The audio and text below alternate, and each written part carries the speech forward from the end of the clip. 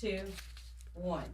It is time for a national conversation about national conversations. This will be no ordinary sort of conversation, because between you and me, I am starting to think that lefties who keep demanding national conversations don't actually want to have conversations at all. I don't know why I think that. We will discuss. We will converse. Then, why the total hysteria over illegal immigration is actually a healthy sign for our culture, not just in America, but across Western civilization. We will look at examples even back in the old country. Then, in some other good news for the culture, Chris Pratt preaches the gospel at the MTV Movie Awards. And finally, on this day in history, the U.S. executed Soviet spies Julius and Ethel Rosenberg, but the left just don't want to admit it. I'm Michael Knowles, and this is The Michael Knowles Show.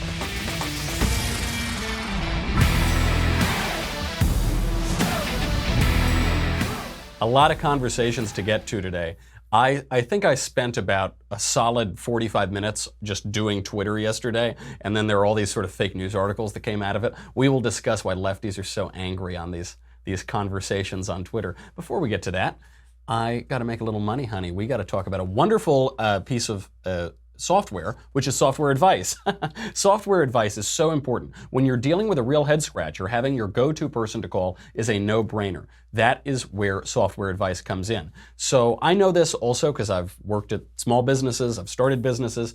When it comes to picking the right software for your business, software advice has done all the research for you. So you start a business and you need software to get started, but you don't know is this client better than this client? Is this software better than this? How do you do it? How will this integrate? What will it do? Blah, blah, blah. Don't waste your time. Don't waste your money. You've got to get a business off the ground. Do it the right way. Do it more effectively, and do it with software advice, which is absolutely free. Just go to softwareadvice.com/Knowles, Knowles, answer a few short questions about your business. You will be connected with an advisor to discuss the best software options for your needs. Talking to an advisor takes just 10 minutes or less. And you know this, I'm a millennial, so I don't do anything that takes more than 10 minutes. Whether you're a medical professional, a construction manager, an HR pro, you name it, whatever, across industries, software advice will help you save time and help you make a more informed decision. If you're an entrepreneur or you work solo, software advice is a great way to get an expert opinion, even without the resources of a big company. Use these tools at your fingertips. They are really helpful. Experts are ready to be on call, your on-call go-to team, and help you figure out business software in minutes for free. Why wouldn't you do it? End the software struggles today. Go to softwareadvice.com/Knowles, Knowles, to get started. That's softwareadvice.com/Knowles, Knowles. Connect with an advisor for free. It's free. Come on, people. Don't say I never did nothing for you. Come on. Softwareadvice.com/Knowles. It's really helpful. When I've worked with these small businesses, you can waste so much time and a lot of money trying to figure out the right software. Okay. Let's have our conversation. Let's have our conversation first about the conversation. There's so many conversations today. This is a real one, though. The conversation is coming up with the big boss himself, Mr. Ben Shapiro, 5:30 p.m. Eastern, 2:30 Pacific. You know how to do it. Only Daily Wire subscribers can ask the questions. Ben will answer the questions in real time. Just go to that page on the Daily Wire website, type in your question. They will be answered by the lovely Alicia Krause in the order that they come in. Be sure to tune in for it. Everybody can watch, but only subscribers can ask questions. Many are called, but few are chosen. Ask Ben every question you've ever wanted to know. Ben, what does your wife do for a living? I've known Ben for years at this point. He's never actually told me. So you can ask that question yourself. Watch the conversation, 5:30 p.m. Eastern, 2:30 Pacific, and become a subscriber. That way you can talk to Ben yourself. It's weird though, because I'm a subscriber, but Ben won't talk to me. Maybe I've got to take that up with HR or something like that, with my subscription manager at the Daily Wire. Okay, so I want to have a conversation with you about national conversations. That's the euphemism that Democrats and lefties are always using whenever they just want to shove something down your throat. So they say we need a national conversation for it. Even people on the right have picked up this kind of language. Let's take a look at just a quick little overview of all of the national conversations. We're having a national conversation about it. To help drive a national conversation. We've ignited a national conversation about mental health. Trying to advance the cause of the national conversation about such things as immigration. National conversation around sexual harassment. Behind this national conversation on transgender rights. You know, we must have a national conversation on race. Donald Trump's vulgar remarks about women started a national conversation about sexual assault. Did it now, Mr. CBS anchor guy. National conversation means whatever Democrats want to talk about and Democrats talking to you about them. That's what a national conversation is. Look at Donald Trump. For those of you who can't see it, this is the image on CBS News. Donald Trump's lewd comments started a national conversation on sexual assault, and it says hashtag not okay underneath Donald Trump. This is on CBS. This is purportedly a journalist outlet. Okay. So Donald Trump said some vulgar things in a private conversation to Billy Bush, little locker room talk. That started a national conversation. But when Bill Clinton was sexually harassing his interns and actually raping people, that didn't start a national conversation, right? Why didn't it start a national conversation? Oh, because you people control the national conversation. Or at least you used to before the new media broke the mainstream media's stranglehold on what we're all talking about it. Now, you've got to see through this euphemism. There are so many of these lefty euphemisms we hear about. Politically correct does a lot of this, right? There are all these little terms that we use that don't really mean what we say that they mean. This is one of them because it's not a conversation. I'll tell you this happened to me yesterday on Twitter. Some comic book guy with a blue check mark, I don't know what he does, he started tweeting all these vulgar and mean things at me because I was suggesting that we shouldn't have completely open borders and we should try to stop illegal immigration because it hurts both the United States and the illegal aliens themselves. And he started tweeting all these awful things, and then he said, okay, goodbye, have a nice day, goodbye, stop, no, do it, right? And they're just yelling invective and accusations. He called all Trump supporters racists and evil and wicked and terrible. A lot of other blue check marks jumped in on the thread. And that's what they want in a conversation. They want to slander people, libel people, say you're awful and you're hateful and I use a lot of profanity, and then that's it, and then leave. And you see this a lot, even on Twitter. Another person who responded, they said something mean, and they said, okay, thanks, bye. Bye, Felicia. That's another lefty kind of meme. They say, bye, Felicia, goodbye, I'm not listening to you, I'm not talking to you anymore. This even goes all the way up to serious elected Democrats. Hillary Clinton and Chief Hiawatha, Elizabeth Warren herself, Pocahontas, they both tweeted to Donald Trump, delete your account. So Hillary Clinton tweeted, she said, delete your account when he said something, who knows. And then Elizabeth Warren, the same thing. Seriously, delete your account, delete it, right? That's not a conversation, that's the opposite of a conversation. They're actually saying, shut up. When the left calls for a national conversation, they are telling you, conservative, to shut up and listen to us. It is, you know, I did a PragerU video on this, on how the left manipulates language to mean the opposite of what it is, like social justice, which when the left says it, it means not justice, you know, and so that's what they do with the conversation. It means not a conversation, the opposite of a national conversation. Then that kid from the school that had that awful shooting in Florida, David Hogg, who immediately after the shooting became a CNN celebrity and was on CNN all of the time, he recently tweeted out, if we get these advertisers pulled, maybe Laura Ingraham will have to become a camp counselor and learn how wrong she is. And this just came out today. David Hogg and some of the other activists from that county in Florida have been trying to get Laura Ingraham kicked off the air for a long time. Why? Because they disagree with her opinion. That's not a national conversation, is it? That's trying to shut up the other side. That is, and you see this on campuses all the time. People physically assaulting speakers at campuses. Ben Shapiro goes to Berkeley. It costs $600,000 to secure the city and the campus against a 5'9" Orthodox Jewish guy who's relatively mild-mannered. You know, there was a free speech conference at Yale, and as the students were walking into the conference, there were protesters spitting on them, literally spitting on them. They say, how dare you want to speak? Puh. You know, so it's all the opposite here. Why is it? Why is that the national conversation for Democrats? It's because they don't understand what you're saying. You can tell this in all conversation. I reference Twitter because it's where people have these very fast conversations all the time, and sometimes there are a lot of followers, so these conversations are magnified and we can watch them.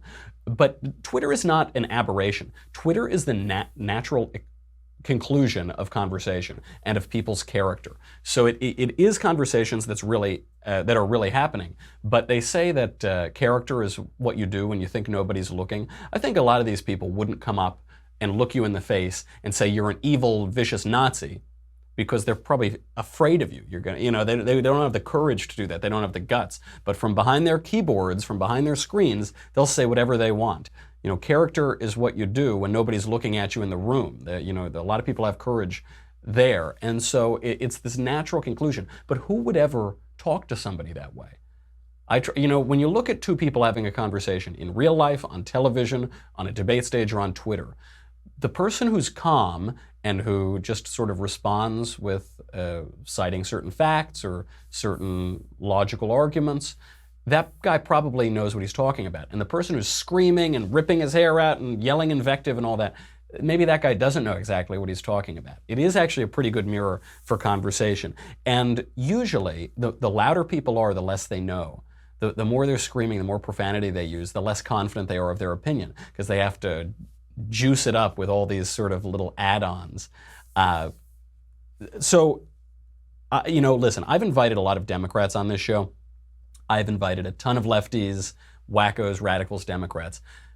The only one really who's come on is Tom Arnold. So, Tom Arnold did come off a little eccentric on the show, and a lot of people are attacking him for that. But I got to say, at least he came on. All these Democrats calling for a national conversation, they'll never come on the show. They won't do it. Why? Because they're not confident of their views. They don't know what they're talking about. And when you don't know what you're talking about, you get very angry. There was that wonderful study from Jonathan Haidt that came out a number of years ago, which showed that the conservatives broadly understand the left much, much better than the left understands conservatives. And if you don't understand conservatives, if you're a lefty and you don't understand why someone would want to enforce our own immigration laws, or why we don't want perfectly open borders where people can flood unvetted into the United States, if you don't understand that, then the person who is offering those opinions can be one of two things: stupid or evil. Right? If you're a progressive, you have an idea of progress, you have a utopia at the end of the line, then if you're going to stand in the way of progress, which is so clear, you can either be stupid or evil. And when they look at well-spoken conservatives, they say, oh, you have to be evil. And when they look at inarticulate conservatives, they say, you have to be stupid. But the answer, of course, is neither. I don't think that the left is stupid or evil. I'll tell you what I think they are before we do that. Let's talk about ExpressVPN. This is so important. This is so, so important. You are being tracked. You are being spied on right now by mobile carriers, by internet service providers, by possibly hackers who have total access to your web history and internet data. And if I know anything about my audience, it's that they look at some pretty weird stuff on the internet. That's going to be my bet. I'm not exactly a gambling man. But you go sometimes late at night, you go down into the basement, you open up that secret tab on the browser, and then you type in DAILY, wire.com, Daily Wire, and you hope no one's looking or anything. Yeah, well, you don't want people to know about that. Come on. ExpressVPN can really help. It encrypts your traffic and sensitive data while masking your IP address. It conceals your online activity from everybody. Look, it's all in the news. You've been getting all those emails and new privacy policy, new privacy, new privacy. Yeah, right. All Mark Zuckerberg's going before Congress, these big tech giants who have all of your data that we've just given to them for some reason, they've all been testifying because they know this is a big deal. Don't let them track you. Comcast, Verizon, Time Warner, the list goes on and on and on. With ExpressVPN, my internet data is encrypted with my IP address hidden. It's less than $7 a month. It's rated the #1 VPN service by TechRadar, dozens of other expert reviewers. Seriously, guys, $7 a month. You do not want your personal data out there. You don't want people spying on you, especially if you use public Wi-Fi at the coffee shop or the airport or whatever. Do not do it. It is the best $7 you're going to spend. Make sure, you'd be crazy to go on unsecured Wi-Fi these days. Take back your internet privacy today. Find out how. You can get 3 months for free. Don't say I never did nothing for you. Go to expressvpn.com/covfefe, COVFEFE. That is EXPRESSVPN expressvpn.com/covfefe, C-O-V-F-E-F-E. I hope you're good at spelling. That is 3 months free with a 1-year package. Every day you use the internet with ExpressVPN, you're putting sensitive information. Oh, I'm sorry, every day you're using it without ExpressVPN, you're putting your sensitive information at risk. When you use ExpressVPN, you'll be protecting your data, and that is really, really valuable. Do not put it off. Do it right now, expressvpn.com/covfefe to learn more. So I don't think that lefties and Democrats and all the ones who are yelling invectives and everything against us, I don't think that they're stupid or evil, broadly speaking. I just think they're ignorant. They're ignorant of these things. When they come out, 2014, 2015, Barack Obama was doing exactly the same thing that everyone is hysterical for Donald Trump doing right now on immigration. Minors were being detained. They were being detained by the U.S. government. In some cases, they were being separated from their families. In some cases, they were being held in custody with their families, which the Ninth Circuit Court of Appeals ruled is illegal. So then they had to be pulled away from their families. This is the New York Times reporting on this, 2014, 2015. Judge G also found that migrant children had been held in widespread, deplorable conditions. I got to tell you, if for those of you who don't believe in a divine hand and everything, look at that adjective there. Deplorable conditions. As the left is losing its mind over a policy that Donald Trump is basically just continuing and in some ways finally enforcing, the word that the New York Times used to describe, and this judge used to describe the Obama administration years ago, is deplorable. It's too good. In Border Patrol stations after they were first caught, and she said the authorities had wholly failed to provide the safe and sanitary conditions required for children, even in temporary cells. So, by the way, all the stories that are coming out, these opportunistic Democrat politicians are now flooding down to these centers where the children are being held by HHS. Not by U.S. Marshals, but by HHS. And they're flooding down there to interview them and get a good photo op or whatever. But they're all admitting the conditions are actually pretty nice. They have nice murals on the walls and they're being cared for very nicely. It's not like they're in a gulag or something or in prison. Except when Barack Obama was doing, kids actually were being held in deplorable conditions, much worse conditions than they're being held in under the Trump administration. But no one's really talking about that, are they? We'll get to why in a little bit. The New York Times goes on, quote, initially, Homeland Security officials said they were detaining the families to send a message to others in Central America to deter them from coming to the United States illegally. There it is. There it is. The main argument against President Trump enforcing immigration laws that were passed years ago, actually just enforcing them, the main argument they're saying is he is doing this to be mean. He's doing this to send a deterrent to people who would cross the border. He wants to be so awful and terrible and mean and nasty that people won't keep coming across the border.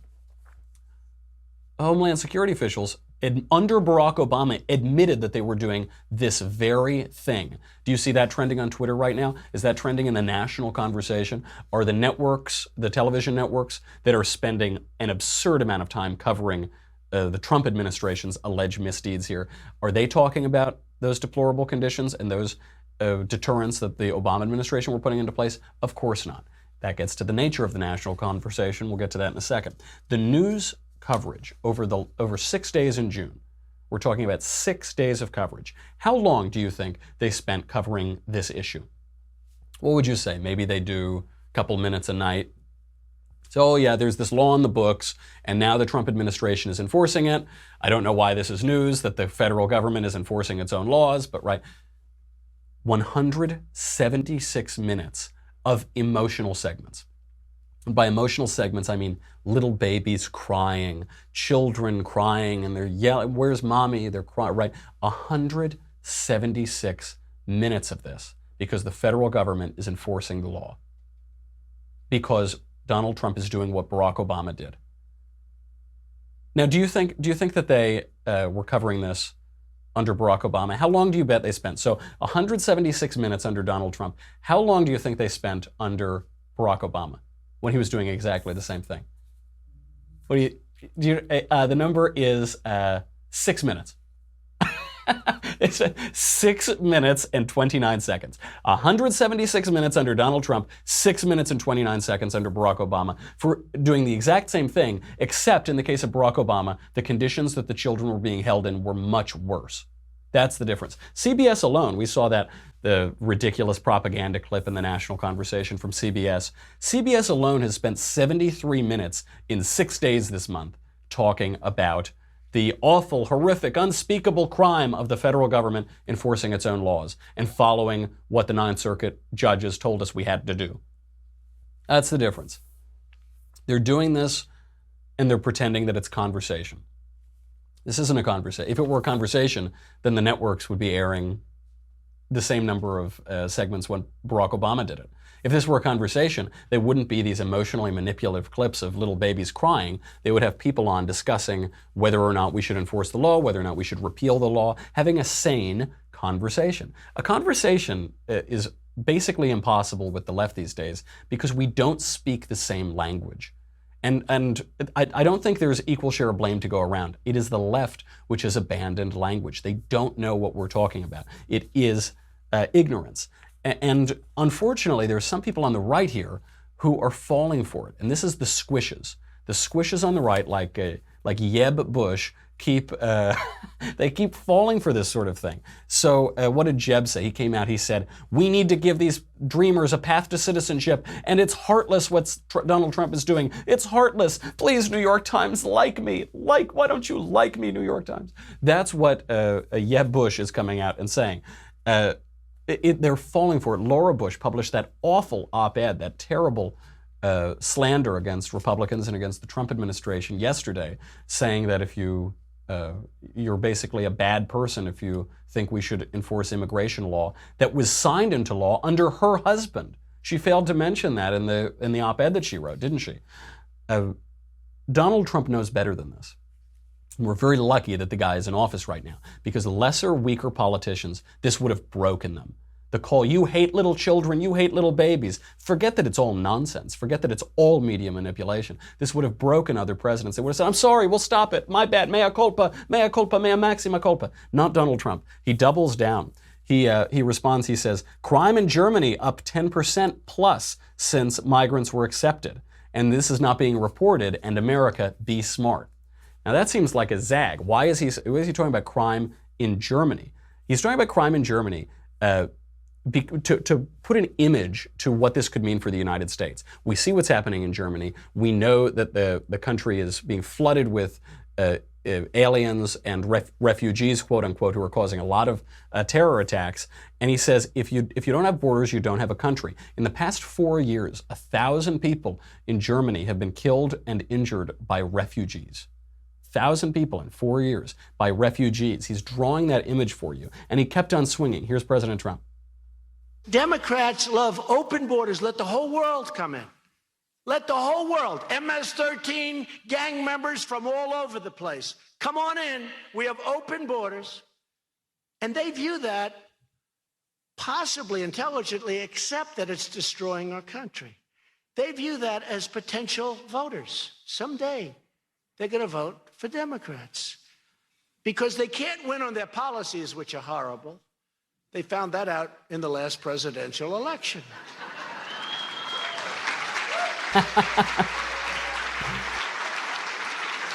In fact, their only policy was that Donald Trump is a bad guy. He's a bad person. Vote against Trump. And they said it so many. There's hundreds of millions of dollars of negative ads. Nobody's ever been hit like that. I used to go home. I started disliking myself. It's true. I said, man, am I that bad? That's exactly right. That's all they've got. Well, you're bad, you're bad. And you say, but what about this? They say, you're bad. If we were to actually have a national conversation in this country, I think this is what it would look like. Clip 2. I want you to tell me the names of the fellas on the St. Louis team. I'm telling you, who's on first, what's on second, I don't know's on third. Do you know the fellas' names? Yes. Well, then who's playing first? Yes. I mean the fellow's name on first base. Who? The fellow playing first base for St. Louis. Who? The guy on first base. Who is on first? Well, what are you asking me for? I'm not asking you, I'm telling you. Who is on first? I'm asking you who's on first. That's the man's name. That's whose name? Yes. Well, go ahead and tell me. Who? The guy on first. Who? The first baseman. Who is on first? Have you got a first baseman on first? Certainly. Then who's playing first? Absolutely. When you pay off the first baseman every month, who gets the money? Every dollar of it. Why not? The man's entitled to it. Who is? Yes. So who gets it? Why shouldn't he? Sometimes his wife comes down and collects it. Whose wife? Yes. After all, the man earns it. Who does? Absolutely. Well, all I'm trying to find out is what's the guy's name on first base? Oh, no. What is on second base? I'm not asking you who's on second. Who's on first? That's what I'm trying to find out. Well, don't change the players. I'm not changing nobody. Take it easy. What's the guy's name on first base? What's the guy's name on second base? I'm not asking you who's on second. Who's on first? I don't know. He's on third. We're not talking about him. Abbott and Costello, that is the national conversation that is happening right now between Republicans and Democrats, between the right and the left.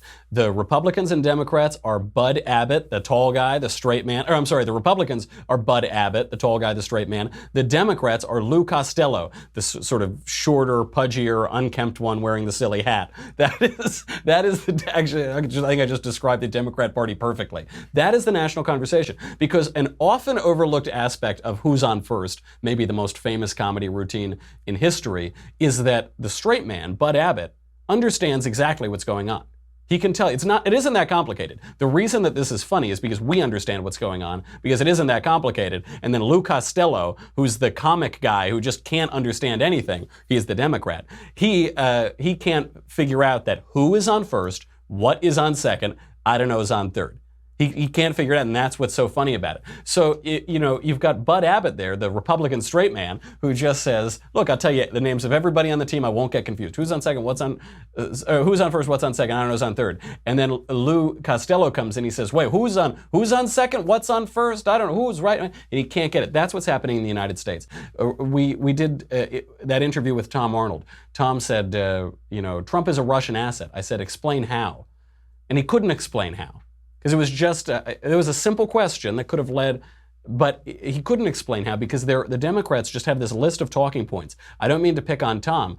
Everyone is spewing this on that side of the aisle. All they have are these shallow talking points. They can't follow a logical argument. They're not interested in following a logical argument. Then, getting back to who's on first, you see Bud Abbott, he stays basically calm. He says, look, this is what it is, naturally, absolutely, do. And Lou Costello, he's getting angrier and angrier. He goes, I'm gonna zing, right? And that is the Democrats right now. They're ripping their hair out. And they're also wearing stupid hats, just like Lou Costello. They're going out there and wearing those silly hats. This is in black and white, so I can't tell if Lou Costello's hat is pink or not, but that is what the Democrats are doing right now.